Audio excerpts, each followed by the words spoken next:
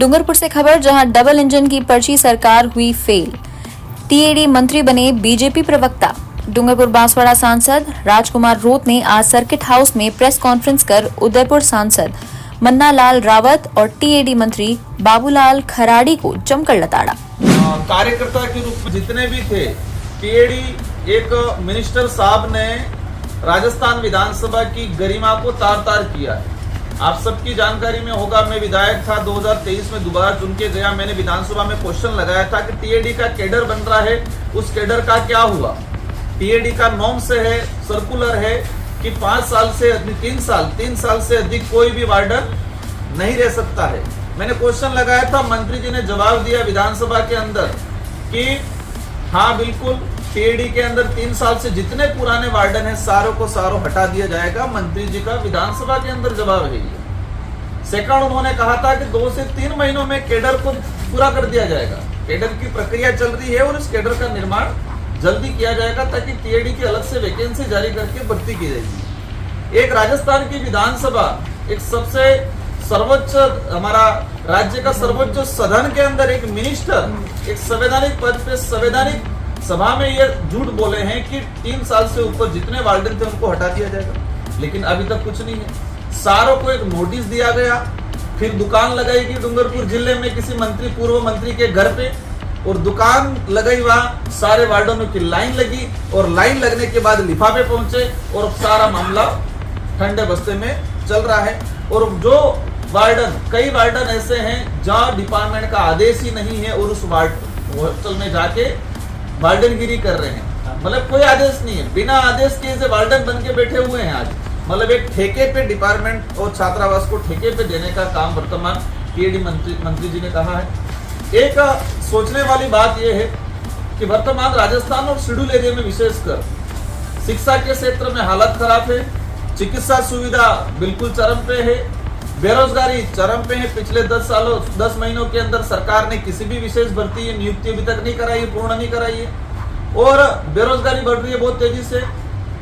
सड़क सुविधा को लेके हर प्रकार की जो सुख सुविधा है उस पर किसी प्रकार का काम नहीं हो रहा है। लेकिन उन लोगों की एक चाल है कि इन सारे मूलभूत मुद्दों से भटकाना है तो वो सीधा धर्म पे और इतिहास पे आ जाते हैं। हमें जहां तक लगता है कि टीएडी मिनिस्टर और साथ ही हमारे उदयपुर के सांसद माननीय मन्नालाल जी, इन दोनों को आदिवासियों का इतिहास और आदिवासियों के हक अधिकार खत्म करने के लिए बनाया है, ऐसा महसूस हो रहा है। वो दोनों रेगुलर आदिवासियों के इतिहास और उनके हक अधिकार पे हमेशा कहीं न कहीं कटाक्ष करते आ रहे हैं। तो पार्टी की तरफ से उनको डेप्यूट कर रखा है कि आप आदिवासियों के हक अधिकार और आदिवासियों के इतिहास पे बार बार वार करो ताकि ये इतिहास खत्म हो जाए।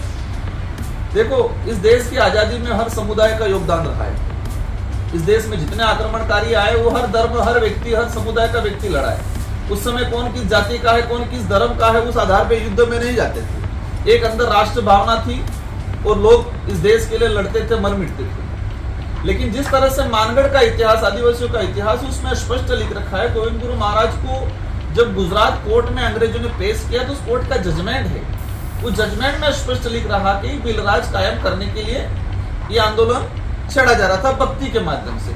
तो मन्नालाल जी का न तो इस डूंगरपुर बांसवाड़ा से लेना देना है, न ही उस भक्ति से लेना देना है और न ही यहाँ का इतिहास जान रहे हैं। लेकिन किसी के इशारे पे ये लोग कहीं न कहीं धीरे धीरे हमारे इतिहास को खत्म करने का काम कर रहे हैं, उनके पार्टी आला कमान को खुश करने के लिए।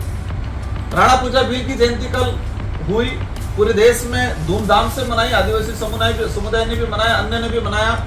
लेकिन जिस तरह से टीएडी मंत्री का कल विवादित बयान आया है, उन्होंने कहा है कि राणा पूजा भील नहीं थे, वो सोलंकी राजपूत वंश थे। एक इतिहास को खत्म करने का काम कर रहे हैं। सबको पता है ऐतिहासिक पृष्ठभूमि के आधार पे उनके वंशज भी हैं, लेकिन जिस तरह से मॉडिफाई करके किसी विशेष संगठन के द्वारा उनको पोषित किया जाता है मानसिक रूप से, और वो ऐसे बयानबाजी करते हैं क्योंकि उनको वोट बैंक का डर है, उनको राजनीति का डर है। तो राणा पूजा के बारे में जिस तरह से उन्होंने गलत कमेंट किए हैं, उसको लेकर पूरे आदिवासी समुदाय और साथ ही अन्य समुदाय में भी ये एक आक्रोश पैदा हुआ है।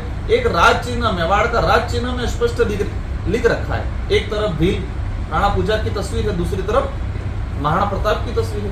लेकिन जिस तरह से उन्होंने इतिहास को मरोड़ने का काम किया है, उसको लेके पूरे आदिवासी समुदाय में आक्रोश है और आने वाले वक्त में उनको अवश्य कहीं न कहीं मतलब मुंह की खानी पड़ेगी। एक डूंगरपुर जिले का विशेष मुद्दा है, केंद्र सरकार ने जल जीवन मिशन योजना शुरू की। उन्होंने टारगेट रखा कि 2022 तक घर घर नल पहुंचाएंगे। जल जीवन मिशन शुरू किया और 2022 तक घर घर मिशन पहुंचाएंगे।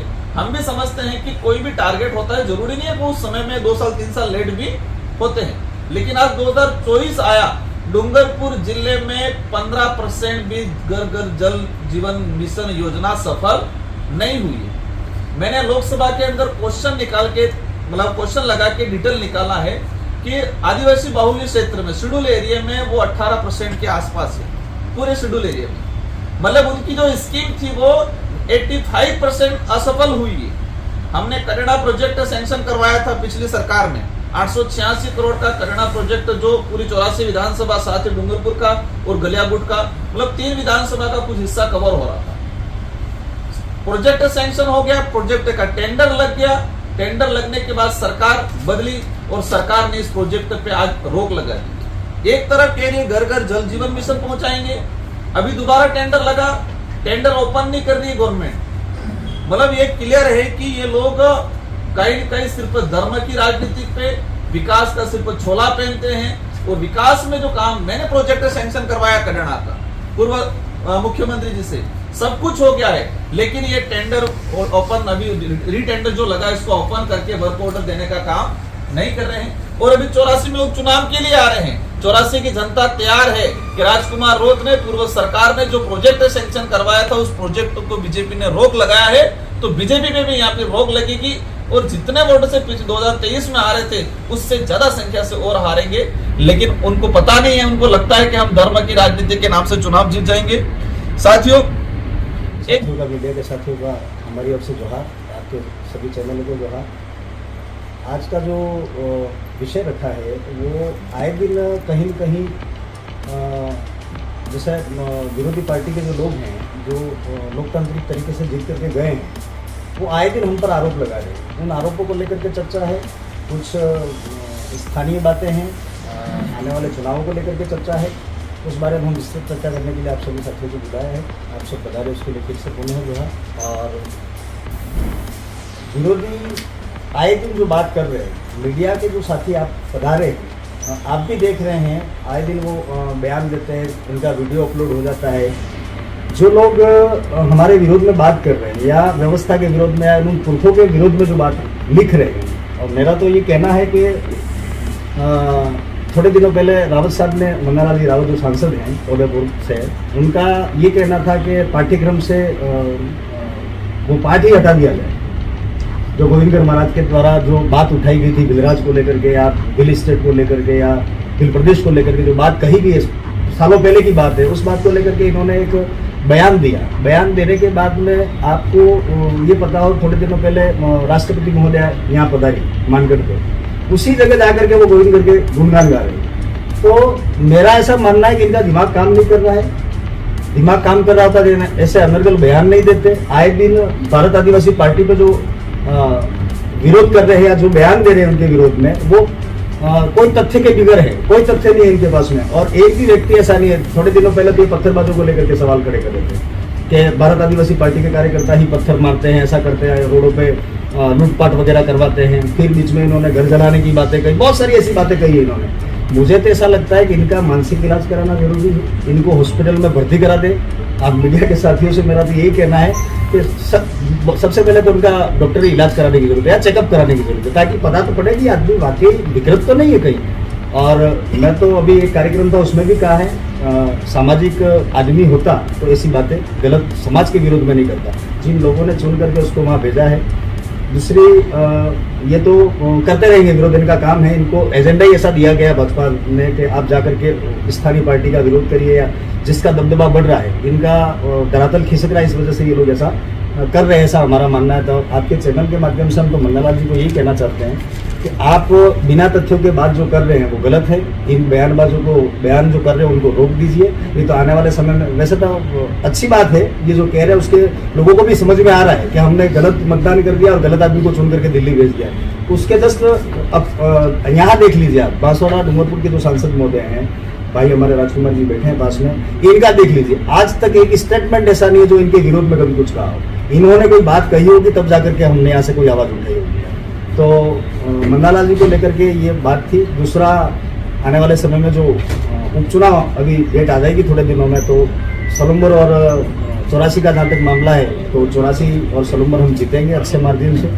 ये रणनीति के साथ में हम लोग काम करेंगे, ये आपके चैनलों के माध्यम से हम लोग कहना चाहते हैं। और स्थानीय बातें तो बहुत सारी हैं जो आप भी जानते हैं, हम भी जानते हैं, व्यवस्था को लेकर के, हेल्थ को लेकर के, शिक्षा को लेकर के। शिक्षा की तो इतनी दयनीय स्थिति हो रखी है कि डबल इंजन सरकार आ गई। डबल इंजन सरकार दूसरी पार्टी के विरोध में बात कर रही है कि इन्होंने स्कूलें क्रमोन्नत कर दी, हर ग्राम पंचायत में एक सिविल स्कूल कर दी, ऐसा इनका कहना है। भाई इन्होंने कर दिया, कोई दिक्कत नहीं है, आप क्या कर रहे हैं? कम से कम आप तो बताइए कि डबल इंजन सरकार होगी, हम लोग ये कर देंगे वो कर देंगे। आज तक एक मूवमेंट नहीं है। अभी इनके सिस्टम में ये तकलीफ है।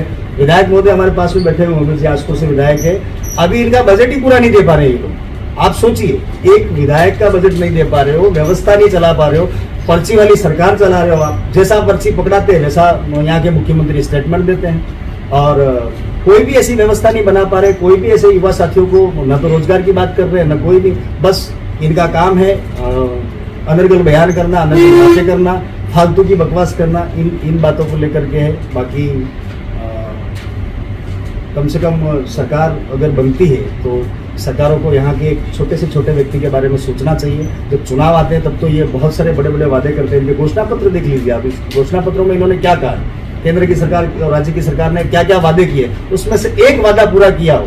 केंद्र की सरकार बने भी बहुत अभी समय निकल गया, और राज्य सरकार बने हुए तो तकरीबन 1 साल ऊपर हो गया। तो आप लोग देख लीजिए क्या व्यवस्था बननी चाहिए, कैसा होना चाहिए। ये बात करने के लिए हम लोग आपके बीच में आए हैं और हमारी बात रखिए। तो चुनाव चयन को लेकर किस स्टेज पे है आपका, और जीत को लेकर कितने आप सोचते हैं? जीत को लेकर के तो हम सुनिश्चित हैं। हम ये चाहते हैं कि जो ये उपचुनाव हो रहे हैं, हमारे विधायक महोदय राजकुमार जी उस टाइम में इस पोस्ट पे थे, तो उन्होंने सांसद का चुनाव लड़ा और वो जीते, इस वजह से सीट खाली हुई है। तो जो राजकुमार जी जीते थे उससे थोड़ा सा मार्जिन हम लोग बढ़ाएंगे, ऐसा हमारा मानना है। उससे बढ़ेगा तो बेहतर रहेगा।